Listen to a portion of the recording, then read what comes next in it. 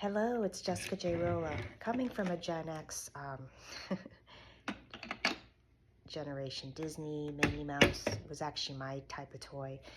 The real phone. Everyone, of course, has technology. I've been at several homes this week. One is a repeat, which I have the rest of the week. And today was a little challenging. They always start out great because, of course, I'm giving them breakfast. Everyone's happy. Some of them really do have good night's sleep. But when it comes to nap time and say they're just really wound up, sometimes there's three things you can do. And if there's also physical hitting or spitting, not towards me as a certified sitter or tutor or babysitter, maybe they did it to each other, like their siblings, right? It happens a lot, and there's aggressive behavior.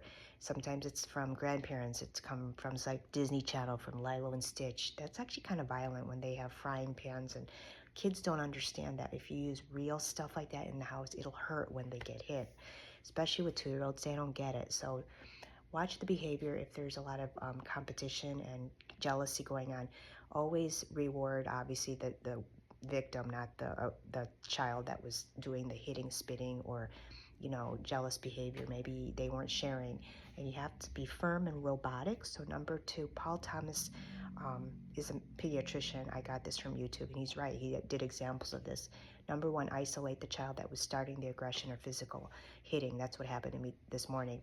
And then I just kind of just said, without emotion, Sasha, please don't hit Chloe again. I need to separate you and isolate you. You could do it in her room. Don't leave them outside anywhere. Obviously, if they're only 2 years old, maybe just not punish, but let them think about what they did and isolate them in maybe in their dollhouse or maybe in their bedroom.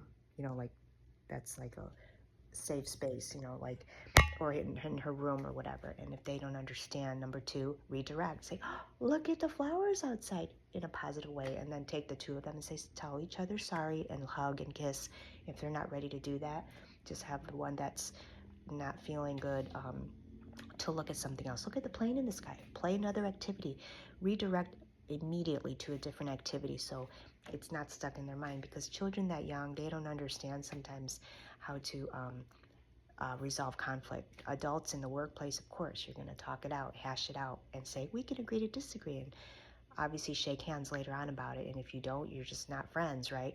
And it's hard in a home where the kids are twins. It's hard in a home where maybe it's two boys that are competing. Maybe they're very into sports, and then one is into dance, and they're arguing about using what channel they want to watch on their YouTube, or if they're into Minecraft.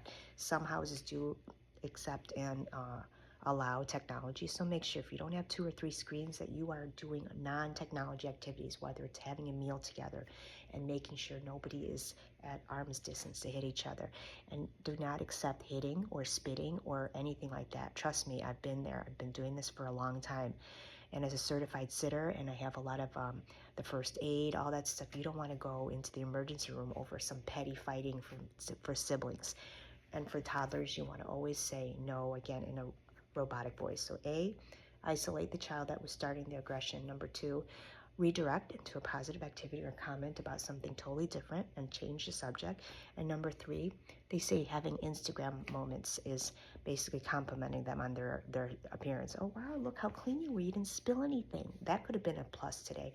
Just to get through lunch is a plus. So if that makes sense to you guys, listen to Dr. Paul Thomas, and he's a pediatrician, and these are medical professionals that know how to deal with toddler tantrums and sibling rivalry. Have a good one.